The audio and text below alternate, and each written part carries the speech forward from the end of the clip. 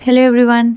Last class में हम लोगों ने देख लिया था पीरियोडिक ट्रेंड दो चीज़ों का, दैट दैट वाज एटॉमिक और आयनिक रेडियाई, और फिर उसके बाद में आयनिक आयनाइजेशन एंथैल्पी। अब हम लोग नेक्स्ट पढ़ेंगे that is electron gain enthalpy. अब इलेक्ट्रॉन गेन एंथैल्पी क्या होती है और ये एक पीरियोडिक टेबल में along the period and down the group कैसे वेरी करते हैं वो देखते हैं। इलेक्ट्रॉन गेन एंथैल्पी होती है। देखो, इलेक्ट्रॉन गेन एंथैल्पी मतलब कि एक एटम है, उसने इलेक्ट्रॉन लिया, उस एटम ने इलेक्ट्रॉन लेने पे जो एंथैल्पी या फिर जो डेल्टा एच, पॉजिटिव भी हो सकता है नेगेटिव भी हो सकता है, जो भी वैल्यू होती है उसको हम लोग बोलते हैं इलेक्ट्रॉन गेन एंथैल्पी। यानी कि इलेक्ट्रॉन को गेन करने के बाद उस एटम में, उस एटम के थ्रू कितनी एनर्जी ली गई या फिर दी गई, उसको हम बोलते हैं इलेक्ट्रॉन गेन एंथैल्पी। ठीक है, जैसे कि आपके पास ये कोई गैशियस एटम है, उसने एक इलेक्ट्रॉन लिया, अब वो बन गया एनाइन।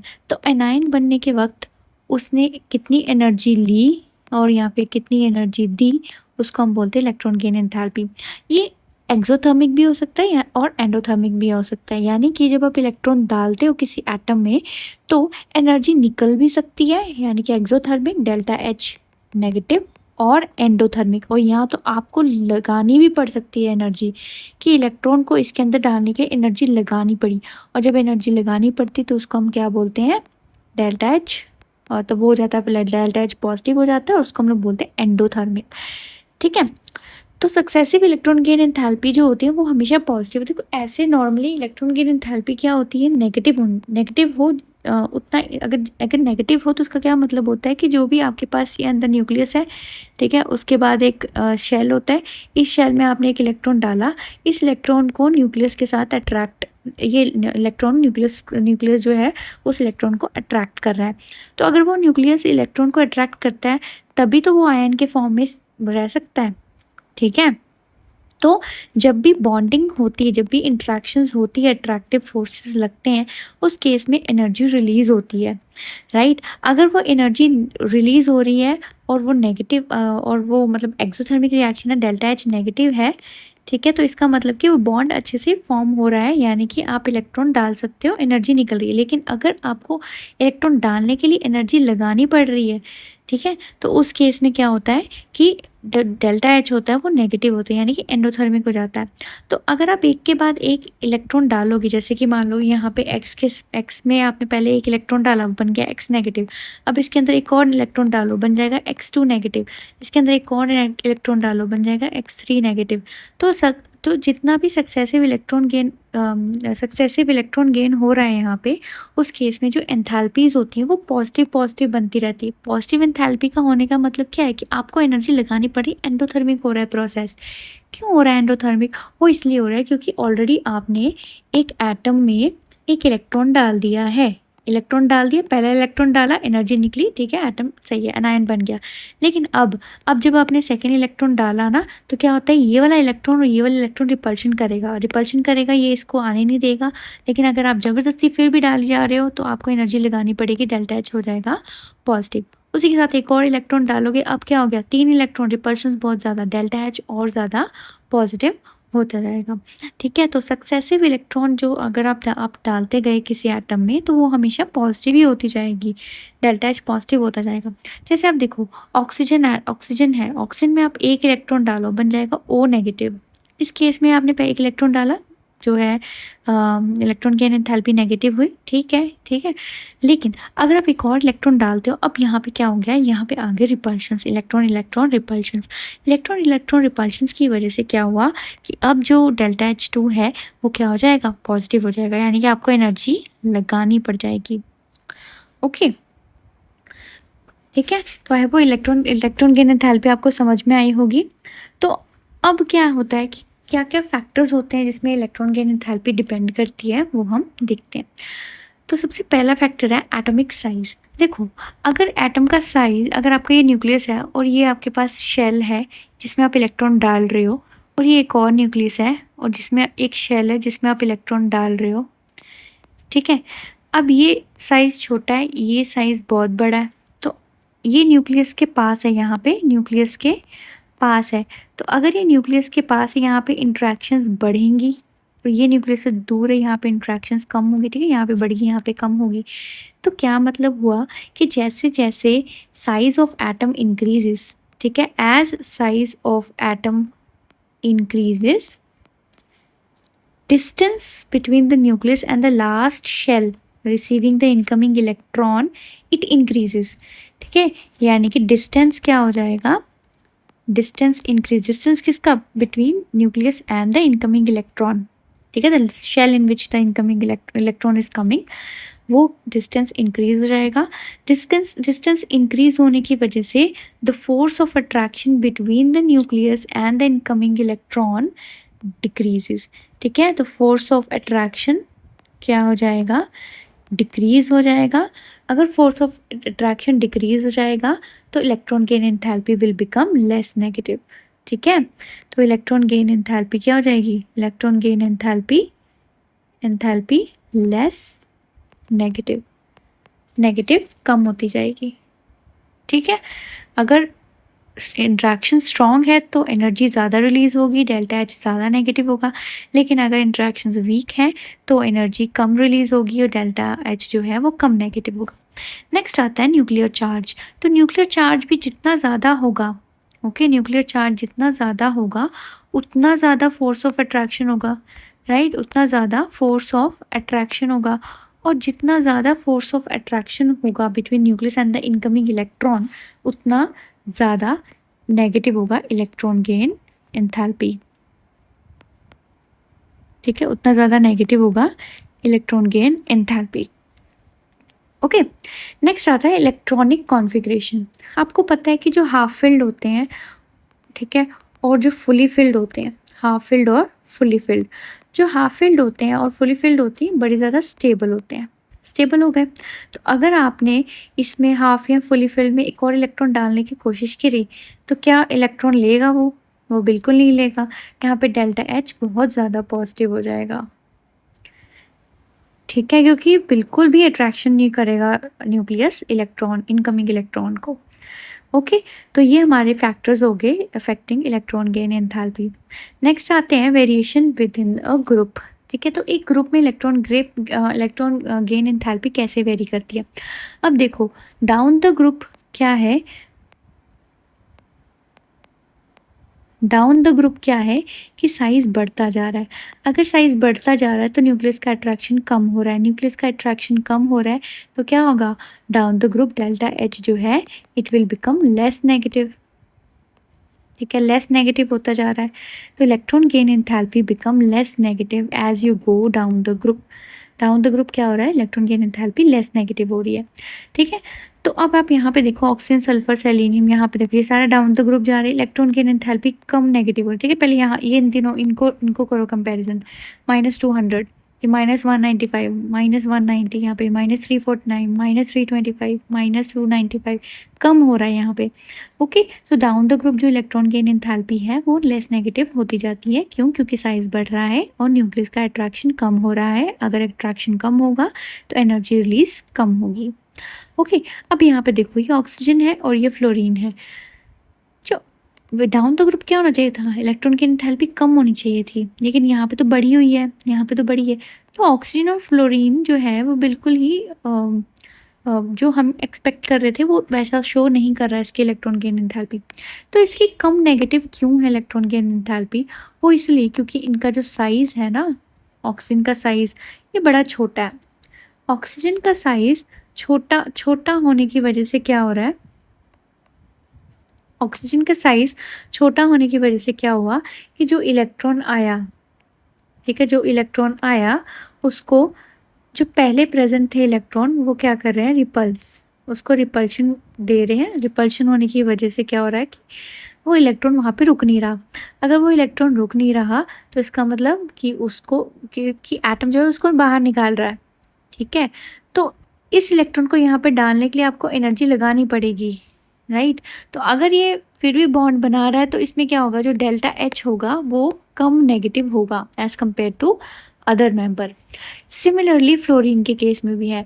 तो यहाँ पे क्या हो रहा है कि कम नेगेटिव इसलिए है ये क्योंकि इलेक्ट्रॉन रिपल्शंस बढ़ रहे हैं, ठीक है? ये इतना ज़्यादा ईज़िली एक्सेप्ट नहीं कर पाएगा इलेक्ट्रॉन जितना कि अगला वाला कर रहा है। ओके, सो ये है variation along the down the group. अब अलोंग द पीरियड कैसे वेरी कर रहा है? देखो अलोंग द पीरियड क्या हो रहा है, साइज़ छोटा छोटा छोटा होता जा रहा है। अगर साइज़ छोटा हो रहा है तो न्यूक्लियस के पास आता जाएगा, न्यूक्लियस के पास आता जाएगा तो अट्रैक्शंस बढ़ती जाएंगी। अट्रैक्शंस बढ़ रही हैं तो क्या होगा, जो इलेक्ट्रॉन गेन एंथैल्पी है वो नेगेटिव बढ़ती जाएगी, ठीक है, नेगेटिव होती जाएगी। Okay, so it becomes more and more negative from left to right in a period, right. अब हैलोजेंस की बात करें हम लोग तो इनकी जो इलेक्ट्रॉन गेन एंथैल्पी होती है ना वो सबसे ज़्यादा नेगेटिव होती है। क्यों नेगेटिव होती है? नेगेटिव होने का क्या मतलब है कि बहुत जल्दी एक्सेप्ट कर रहा है वो इलेक्ट्रॉन। क्यों? क्योंकि इसका क्या है, हाफ जब आप इसके अंदर एक इलेक्ट्रॉन दे दोगे तो ये क्या हो जाएगा, फुल्ली फिल्ड कॉन्फ़िगरेशन, ठीक है। इलेक्ट्रॉन जो आपके पास हैलोजन है उसको जब आप इलेक्ट्रॉन दे दोगे तो वो उसका कॉन्फ़िगरेशन हो जाएगा NH2Np6, यानी कि नोबल गैस कॉन्फ़िगरेशन हो जाएगा स्टेबल। तो ये वाला जो इलेक्ट्रॉन होगा ये तो बड़ी ईजिली एक्सेप्ट करेगा इलेक्ट्रॉन, ये वाला एटम, ठीक है। It will accept electron very easily. अगर ईजिली एक्सेप्ट कर रहा है इलेक्ट्रॉन तो क्या होगा, delta H will be negative, यानी कि एनर्जी जो है वो रिलीज आउट होती जाएगी। ओके, नेक्स्ट आता है electron gain enthalpy for noble gas is positive. अब इसका तो मतलब क्लियर है कि ये पॉजिटिव क्यों है, वो इसलिए कि नोबल गैस है। नोबल गैस का कॉन्फ़िगरेशन NH2Np6 यानी कि फुल्ली फिल्ड कॉन्फ़िगरेशन है। इसमें एक इलेक्ट्रॉन डालने की कोशिश करो वो तो बिल्कुल एक्सेप्ट नहीं करेगा, ठीक है। तो आपको एनर्जी लगानी पड़ेगी अगर आपने इसको इलेक्ट्रॉन डालने हैं तो। ओके, तो उनके लिए जो इलेक्ट्रॉन गेन एंथैल्पी होती है वो बहुत ज़्यादा पॉजिटिव होती है, ठीक है, नोबल गैसेस के लिए, राइट।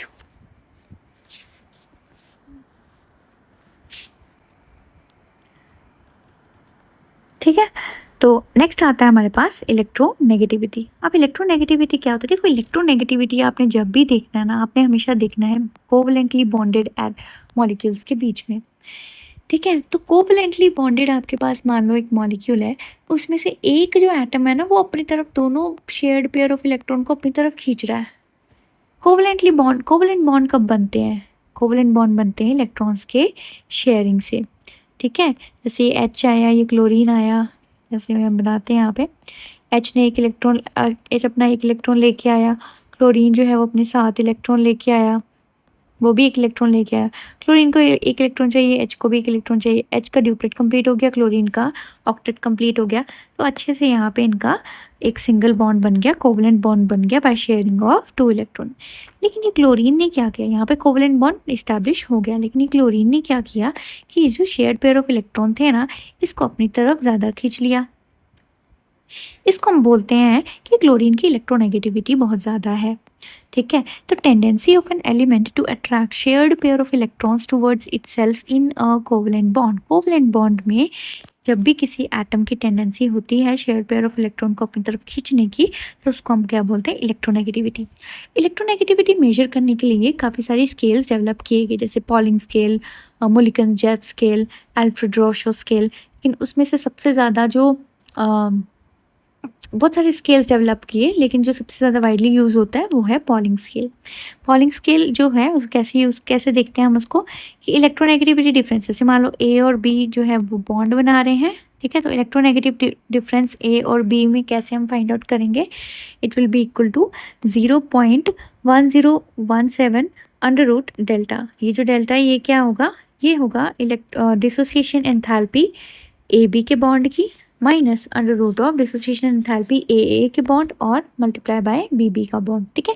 ये फॉर्मूला है सिंपल इलेक्ट्रोनेगेटिविटी निकालने के लिए, ठीक है। इलेक्ट्रोनेगेटिविटी निकालने के बाद हमें पता चल जाता है कौन सबसे ज़्यादा इलेक्ट्रोनेगेटिव है। तो जो भी इलेक्ट्रोनेगेटिव होगा वो दूसरे के इलेक्ट्रॉन अपनी तरफ खींच लेगा। जैसे कि H और Cl में Cl ज़्यादा इलेक्ट्रोनेगेटिव है तो वो अपनी तरफ इलेक्ट्रॉन्स ले लेगा।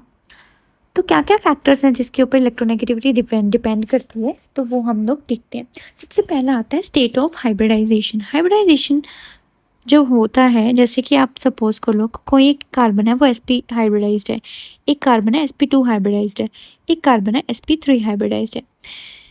अब यहाँ पे क्या है कि देखो जो s ऑर्बिटल होता है ना वो न्यूक्लियस के बहुत ज़्यादा पास होता है। अगर वो न्यूक्लियस के बहुत ज़्यादा पास है तो उसके अंदर जो इलेक्ट्रॉन्स होंगे, ठीक है, वो बहुत ज़्यादा अट्रैक्ट करेंगे न्यूक्लियस से, राइट। तो अगर मान लो कि आपके पास कोई ऑर्बिटल है जिसमें कि एस कैरेक्टर बहुत ज़्यादा है, तो अगर वो एक्स कैरेक्टर ज़्यादा है तो वो क्या करेगा, अगर वहाँ पे शेयर हो रहे हैं इलेक्ट्रॉन, ठीक है, इलेक्ट्रॉन वहाँ पे है तो वो अपनी तरफ अट्रैक्ट करेगा, राइट। तो जो sp हाइब्रिडाइज्ड कार्बन होता है, इसके अंदर 50% एस कैरेक्टर है, इसके अंदर 33% एस कैरेक्टर है, इसके अंदर 25% एस कैरेक्टर है। तो जिसके अंदर सबसे ज़्यादा एस कैरेक्टर होगा वो न्यूक्लियस के सबसे पास होगा, वो सबसे ज़्यादा अपनी तरफ इलेक्ट्रॉन खींचेगा। तो sp हाइब्रिडाइज जो कार्बन होते हैं, इट इज़ मोर इलेक्ट्रोनेगेटिव। अब कार्बन की बात कर रही हूँ मैं, ठीक है, कार्बन की बात कर रहे हैं हम।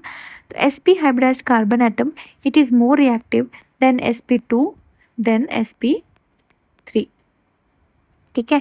तो sp हाइब्रिडाइज्ड कार्बन जो होता है बहुत ज़्यादा इलेक्ट्रोनेगेटिव होता है। क्यों? क्योंकि उसके पास sp ऑर्बिटल है और इस sp ऑर्बिटल में s कैरेक्टर बहुत ज़्यादा है। अगर s कैरेक्टर बहुत ज़्यादा होता है तो न्यूक्लियस के पास होने की वजह से वो अट्रैक्शन बहुत ज़्यादा बढ़ा देता है। नेक्स्ट आता है ऑक्सीडेशन स्टेट ऑफ एलिमेंट। तो इसमें क्या होता है कि जैसे जैसे ऑक्सीडेशन स्टेट एलिमेंट की जैसे जैसे इंक्रीज करती है, इलेक्ट्रोनेगेटिविटी जो होती है वो भी इंक्रीज करती है। जैसे Fe3 पॉजिटिव जो होता है, it has higher electronegativity as compare to Fe2 positive, ठीक है। जो जितना ज़्यादा चार्ज होगा, पॉजिटिव चार्ज, ऑक्सीडेशन स्टेट, उसकी इलेक्ट्रोनेगेटिविटी उतनी ज़्यादा हाई होगी। नेक्स्ट आता है nature of substituent attached to the atom. तो अब देखो यहाँ पे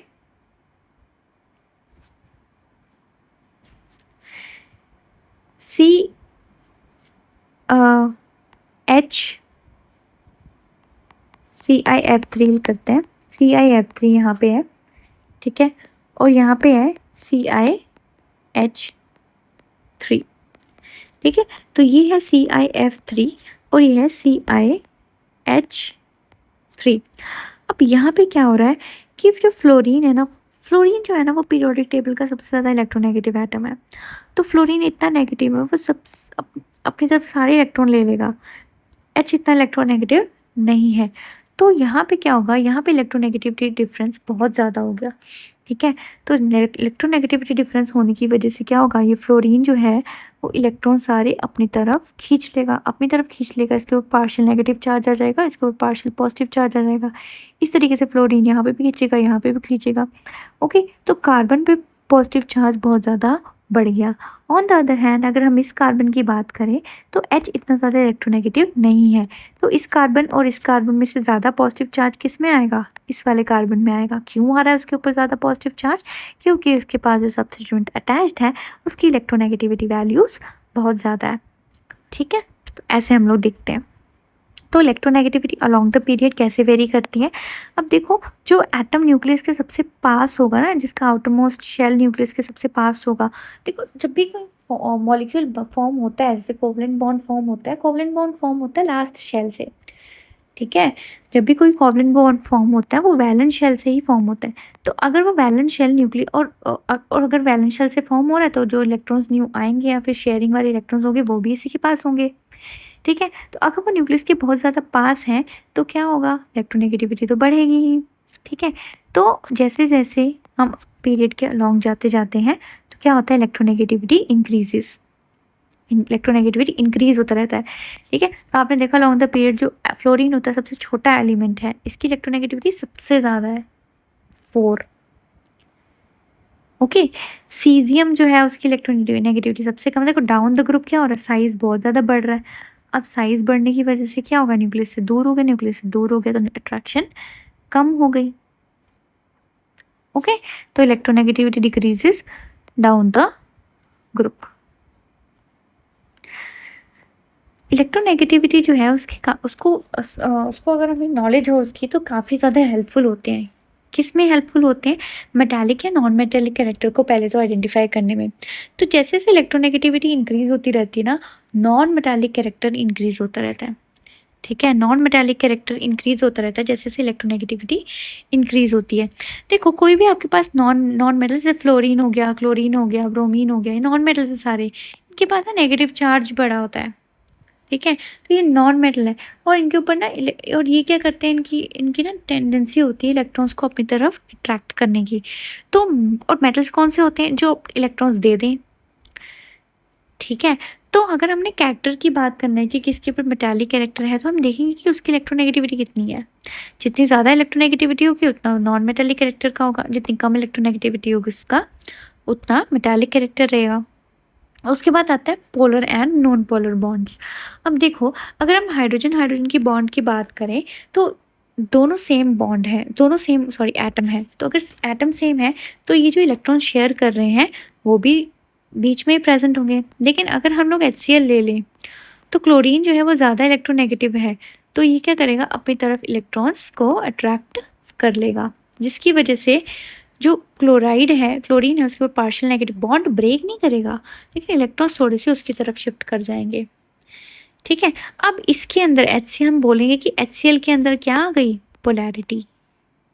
तो HCl कैसा मॉलिक्यूल है, पोलर मॉलिक्यूल है। उसी तरीके से अगर हम वाटर की बात कर लें, ऑक्सीजन ज़्यादा इलेक्ट्रोनेगेटिव है तो ये अपनी तरफ इलेक्ट्रॉन खींचेगा। हाइड्रोजन जो है ऑक्सीजन यहाँ पे भी ज़्यादा इलेक्ट्रोनेगेटिव है, तो नेट इलेक्ट्रोनेगेटिविटी ऊपर की तरफ।